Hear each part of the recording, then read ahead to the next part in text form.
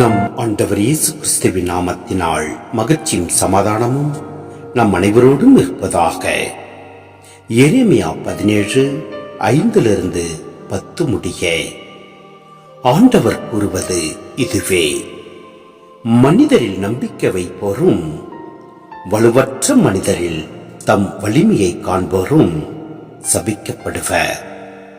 அவர்கள் பாழ நிலத்து புதர் செடிக்கு ஒப்பாவர். பருவ காலத்திலும் அவர்கள் பயனடையார். பாழ நிலத்தின் வறண்ட பகுதிகளிலும் யாரும் வாழா உவர் நிலத்திலுமே அவர்கள் குடியிருப்பர்.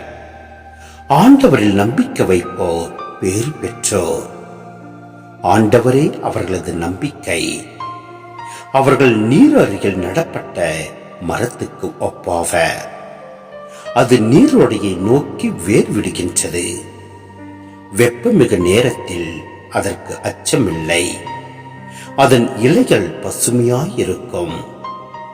வறட்சி மிகு ஆண்டிலும் அதற்கு கவலை இராது.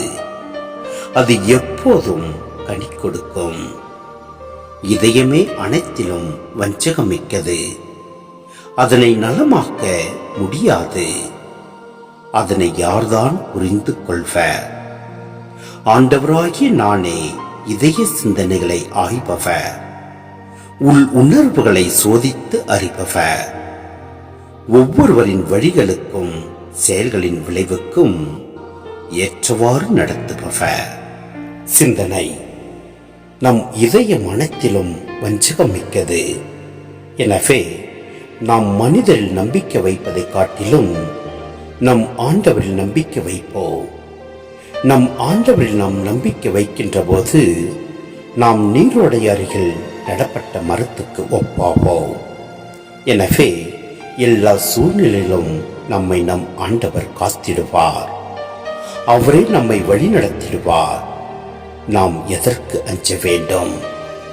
நம் ஆண்டவரில் களி கூறுவோம். நம் ஆண்டவரை போற்றுவோம். எந்நாளும் நம் ஆண்டவரை துதித்திடுவோம். அப்பொழுது எல்லாமல்ல இறைவன் நம்மை நிறைவாய் ஆசீர்வதிப்பார். ஆமென்.